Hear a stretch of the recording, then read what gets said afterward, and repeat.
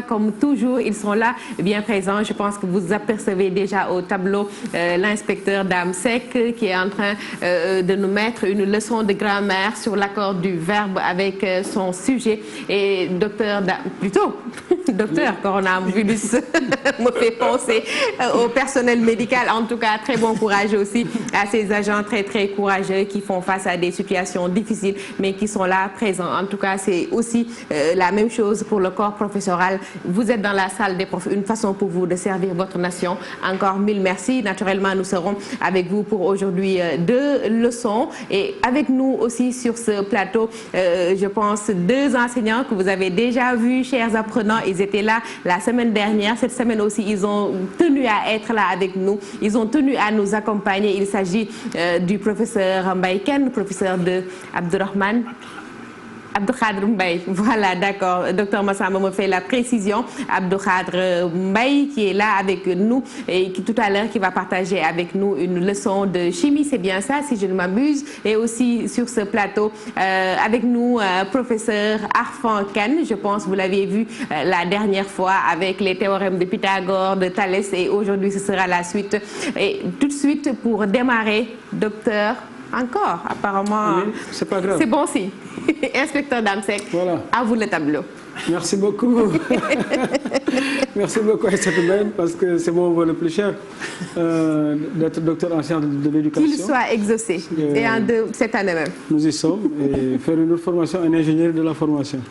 Voilà, donc merci encore à tout le monde, et surtout à la TFM, à Aïssatou Ben et à docteur Massamba.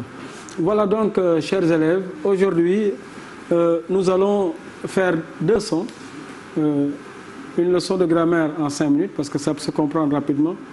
L'objectif du cours, le professeur l'a toujours dit, ce n'est pas dans la classe en tant que telle, mais c'est juste de vous occuper le temps du confinement. D'ailleurs, pour ce texte que nous avons, à la fin du confinement, et quand nous sommes en confinement, c'est ce qui est en train de se passer. Vous êtes chez vous et on vous interdit de sortir pour ne pas choper ce virus très méchant. Donc à la fin du confinement, Amadi retourne à l'école. Son oncle et son grand frère s'occupent des travaux champêtres. Les chasseurs allument du feu pour réchauffer leurs pieds et leurs doigts et attendent le moment de faire leur ronde. D'abord, la première phrase. À la fin du confinement, Amadi retourne à l'école. Son oncle et son grand frère s'occupent des travaux champêtres. Puisque nous avons là-bas une majuscule, donc, la première phrase serait à l'école. Qu'est-ce que nous devons faire ici? J'ai besoin que vous me dites où est le verbe dans cette phrase.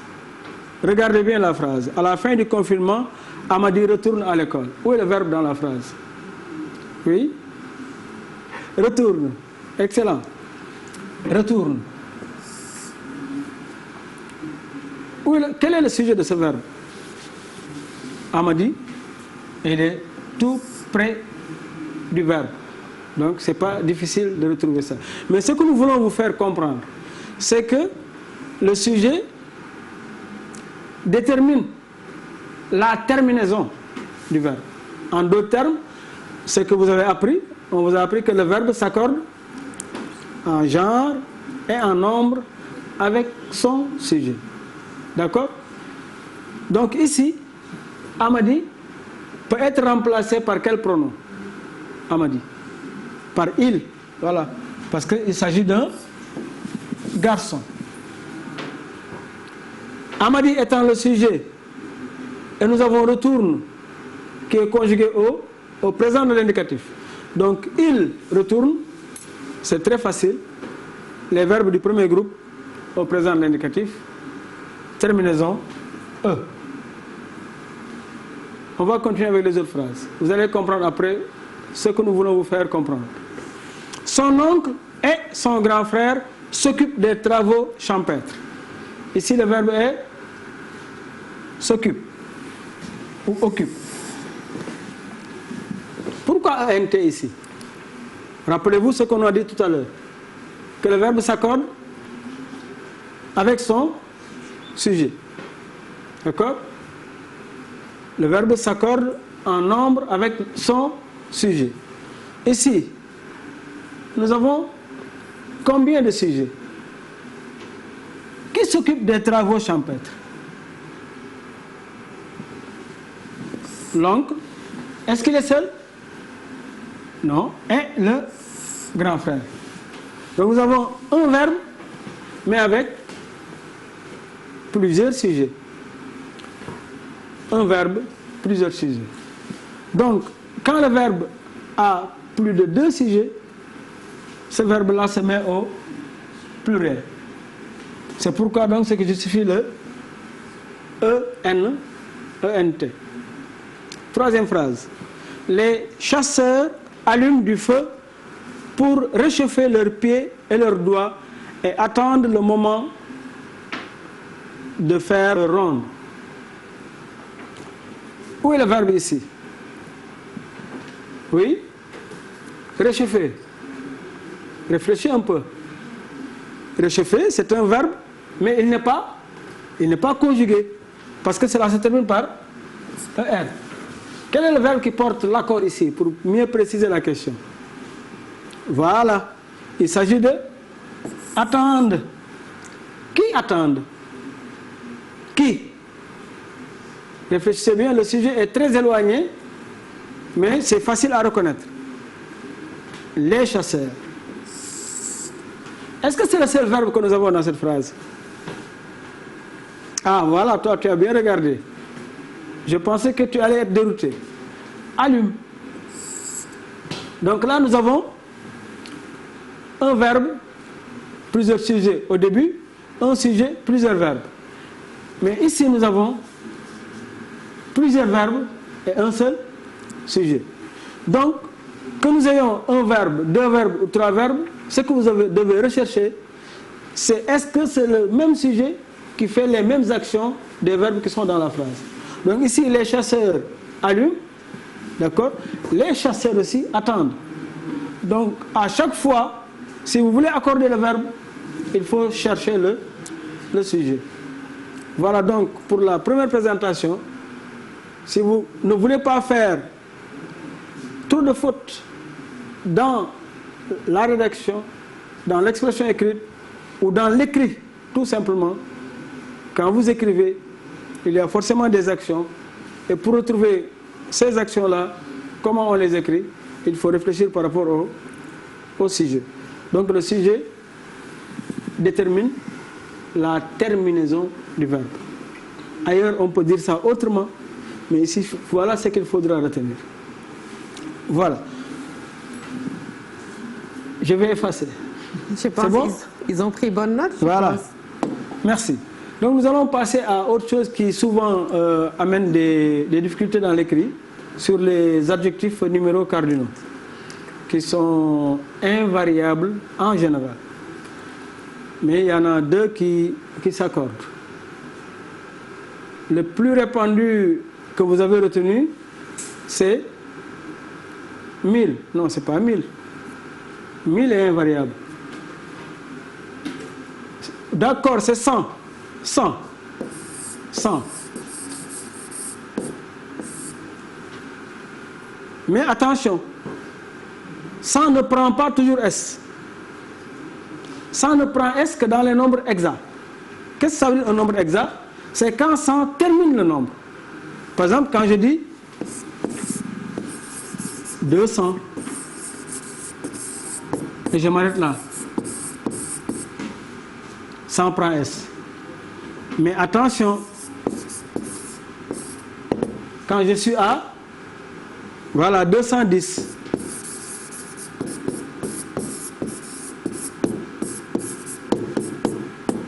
pas de S. 100 ne prend S que dans le nombre exact. Ou bien en d'autres termes, que lorsque 100 termine le nombre. 200, 600, 800, 700, 1100, 1500. Mais à partir du moment où il y a un nombre qui vient après 100, 100 reste invariable. L'autre c'est 20.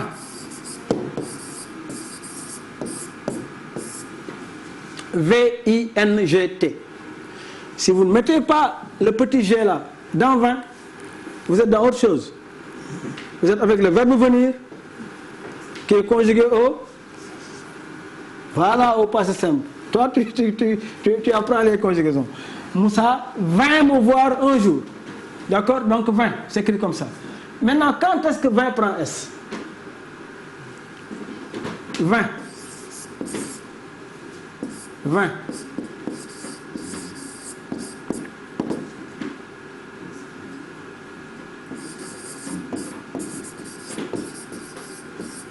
Ne prend S que dans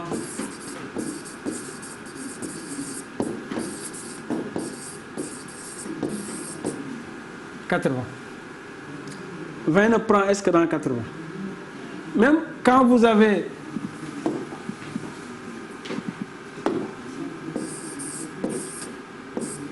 lisez 90, on va écrire comme ça.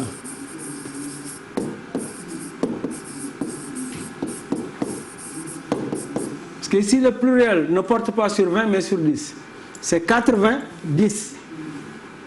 Alors que là, quand on est dans 80, le pluriel est dans 20 parce que c'est 80. 20, 20, 20, 20. 4, 20.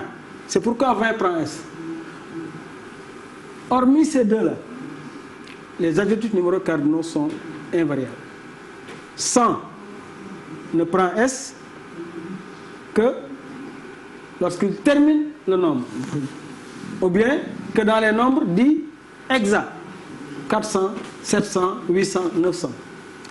En ce qui concerne 20, 20 ne prend S que dans 80. Et pour les autres nombres qui sont terminés par 80. 1080, 580, 780, etc. Mais quand il est à l'intérieur du nombre, il reste invariable comme les autres.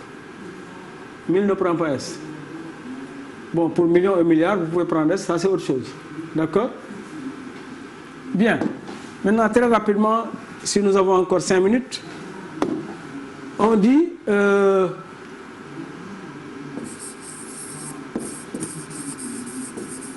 je donne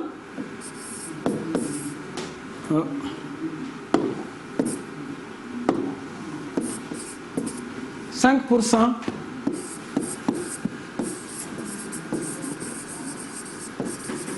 de la somme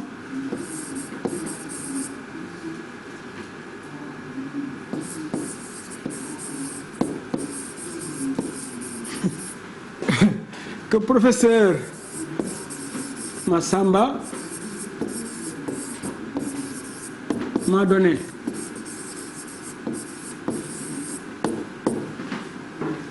Ça, on y reviendra.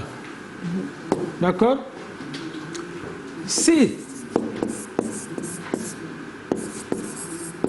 le professeur m'a donné 25 000 francs, il me reste combien?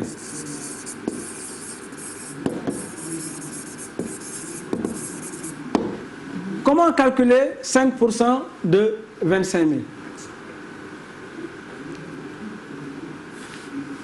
Il faut d'abord,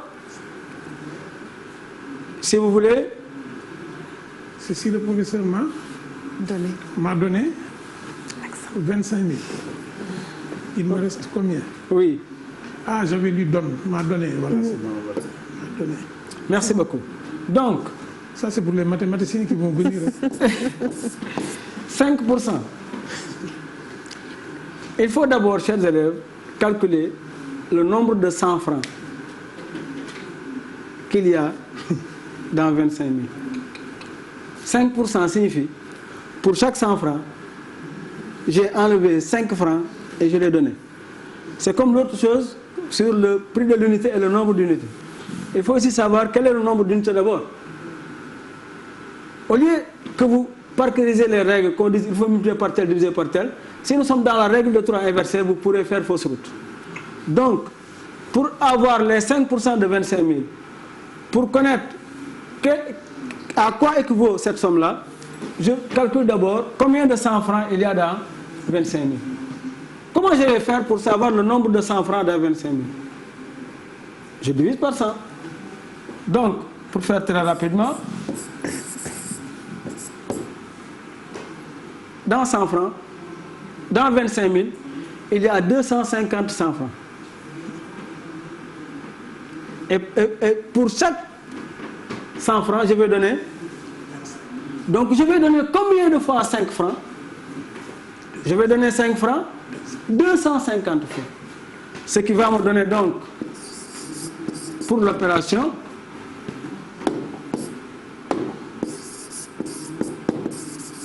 25 000 francs divisé par 100. Pourquoi faire? Pour trouver le nombre de 100 francs qu'il y a dans 25 000. Et après avoir trouvé ce nombre de 100 francs, je le multiplie par 5. Et là, j'ai les 5%. Et pour avoir ce qui me reste, je vais prendre ce que j'ai trouvé ici et je vais faire 25 000 francs moins la valeur numérique de 5%. Et je vais avoir ici le reste.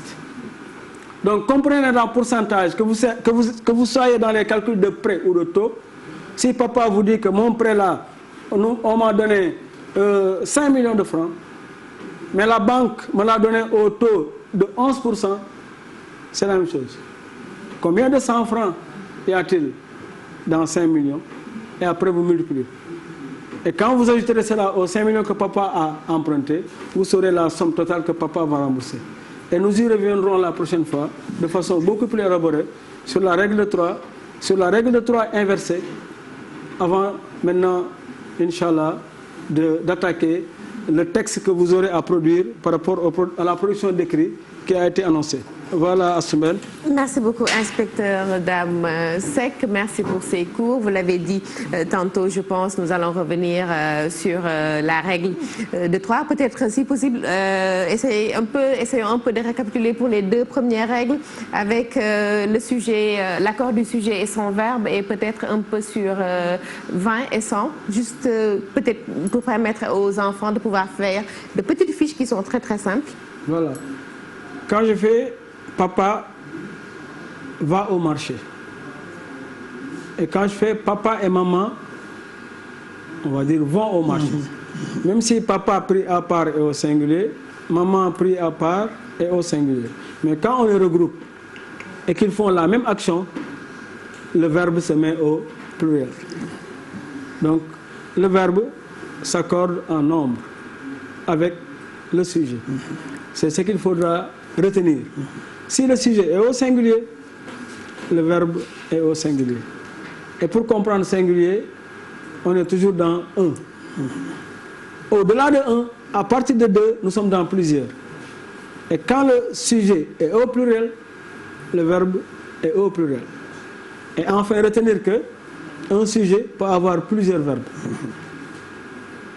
D'accord?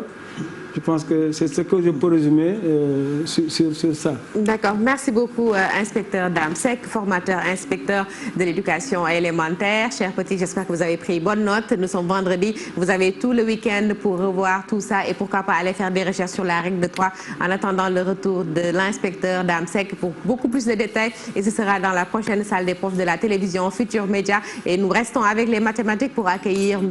Arfan Kane. Il était là la dernière fois avec nous et aujourd'hui, nous essayons de voir la suite du cours. Je pense que la dernière fois, c'était avec les théorèmes de Thalès, Pythagore. Quand un problème de géométrie commence par triangle,